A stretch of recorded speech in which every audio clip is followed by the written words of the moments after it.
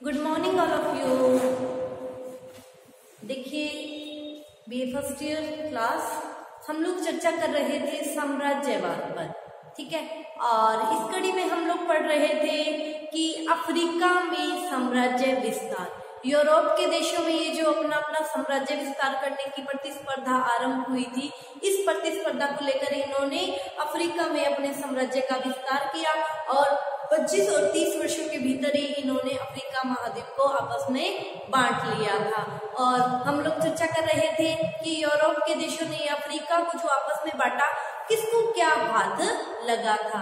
तो इस कड़ी में हम लोगों ने सबसे पहले बेल्जियम के बारे में पढ़ा कि बेल्जियम ने अफ्रीका के कौन कौन से स्थानों पर अपना आधिपत्य स्थापित किया। फिर हम लोगों ने फ्रांस के उपनिवेशों के बारे में पढ़ा कि इस प्रतिस्पर्धा में फ्रांस कहाँ तक आगे निकला।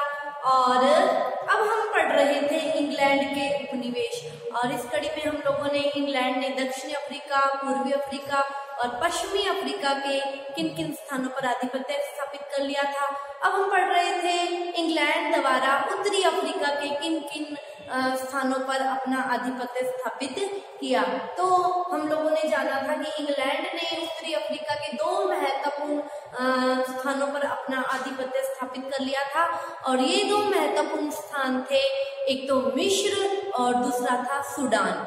तो हम लोगों ने मिस्र के बारे में कल जाना था कि किस तरह इस्माइल पाशा को हटाकर इन लोगों ने तौफीक पाशा को गद्दी पर बिठाया, मिस्र की गद्दी पर, और किस तरह कर्जे की आड़ में, ऋण की आड़ में इंग्लैंड ने मिस्र पर अपना आधिपत्य स्थापित कर लिया था।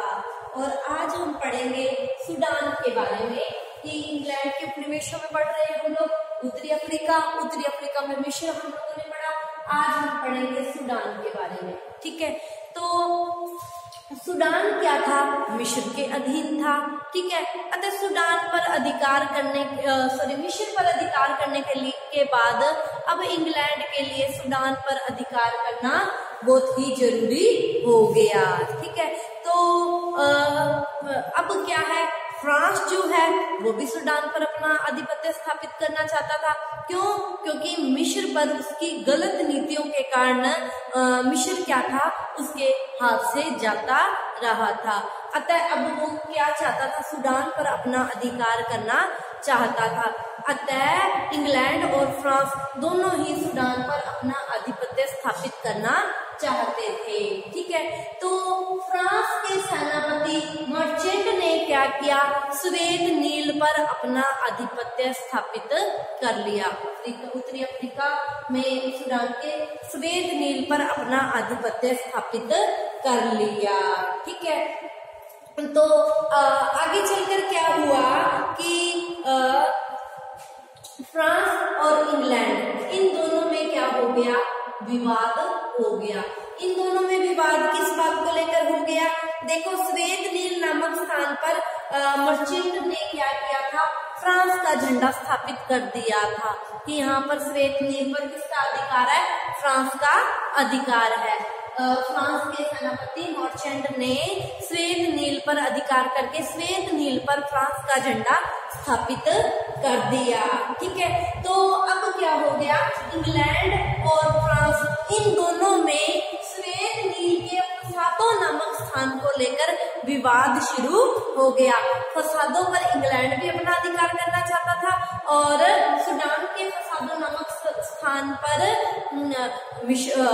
फ्रांस भी अपना अधिकार करना चाहता था और इंग्लैंड भी अपना अधिकार करना चाहता था। तो दोनों में क्या हो गया, आपस में प्रतिस्पर्धा आरंभ हो गई, और अंत में दोनों में क्या हो गया, एक समझौता हो गया। 1899 में इंग्लैंड और फ्रांस दोनों के मध्य समझौता हो गया, और इस समझौते के तहत क्या हुआ, फ्रांस ने सूडान पर इंग्लैंड का आधिपत्य स्वीकार कर लिया, ठीक है। तो इस प्रकार सूडान भी क्या हो गया, इंग्लैंड का उपनिवेश बन गया, ठीक है।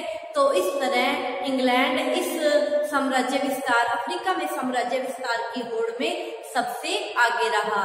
उसने दक्षिणी अफ्रीका, पूर्वी अफ्रीका, उत्तरी अफ्रीका के सब महत्वपूर्ण प्रदेशों पर अपना अधिकार कर लिया, ठीक है, तो ये हम लोगों ने फ्रांस इंग्लैंड के उपनिवेशों के बारे में पढ़ा। आगे हम लोग चर्चा कर रहे हैं जर्मनी के उपनिवेश। ठीक है, तो देखिए प्रारंभ में जर्मनी अपने आप को संतुष्ट राष्ट्र मानता था। वो क्या कहता था, मेरा जितना साम्राज्य है मैं उससे क्या हूँ, संतुष्ट हूँ, मुझे अफ्रीका में साम्राज्य विस्तार करने की जरूरत नहीं है। ठीक है, एक तो वो अपने आप को संतुष्ट देश मानता था, और दूसरा देखिए क्या था कि जो जर्मनी का जो चांसलर था बिस्मार्क, वो इस उपनिवेशवाद की दौड़ में हिस्सा लेना नहीं चाहता था। क्यों? क्योंकि उसका मानना था कि अगर इन उपनिवेशों पर अपना स्थायी अधिकार रखना है तो उसके लिए क्या चाहिए, शक्तिशाली नौसेना की आवश्यकता है। ठीक है, और वो जो बिस्मार्क था वो इस साम्राज्यवाद की दौड़ में हिस्सा लेकर इंग्लैंड या यूरोप की अन्य शक्तियों से झगड़ा या दुश्मनी मोल नहीं लेना चाहता था। ठीक है, और वो किस में लगा हुआ था, बिस्मार्क जर्मनी के एकीकरण में लगा हुआ था। उसको ये था कि जर्मनी का एकीकरण करना है तो इन लोगों से दुश्मनी लेना सही बात नहीं है। ठीक है, लेकिन जब जर्मनी का एकीकरण हो गया, एकीकरण के पश्चात क्या हुआ, जर्मनी का खूब औद्योगिक विकास हुआ। ठीक है, और जर्मनी की जो जनसंख्या थी वो यकायक क्या हो गई, बढ़ गई। ठीक है, तो अब जर्मनी ने अपने औद्योगिक विकास को चलायमान रखने के लिए, अपने लोगों की आवश्यकताओं को पूरा करने के लिए, और जो अपनी बढ़ी हुई जनसंख्या थी उसको विस्थापित करने के लिए, और अपने देश के गौरव को बनाए रखने के लिए जर्मनी भी क्या है, अफ्रीकी साम्राज्यवाद की होड़ में शामिल हो गया। ठीक है, और जब जर्मनी इस साम्राज्यवाद की होड़ में शामिल हुआ था तब तक अफ्रीका में यूरोपीय देशों ने अपना साम्राज्यवाद कर लिया था। ठीक है, तो जर्मनी इन कारणों की वजह से अपनी बढ़ी हुई जनसंख्या को, अपने देश के गौरव को बनाए रखने के लिए और अपने देश के औद्योगिक विकास को चलायमान रखने के लिए उसको इस साम्राज्यवाद की होड़ में क्या हुआ, शामिल होना पड़ा। ठीक है, और उसको भी अफ्रीका के कुछ प्रांत मिल गए। क्यों? क्योंकि बहुत लास्ट में शामिल हुआ था और ज्यादातर क्या हो चुका था, अफ्रीका को इन लोगों ने, यूरोपीय शक्तियों ने बांट ही लिया था मोस्टली। ठीक है, लेकिन फिर भी जर्मनी को अफ्रीका के टोगोलैंड, कैमरून, नागाटिका और सोमालीलैंड का पूर्वी भाग मिल ही गया।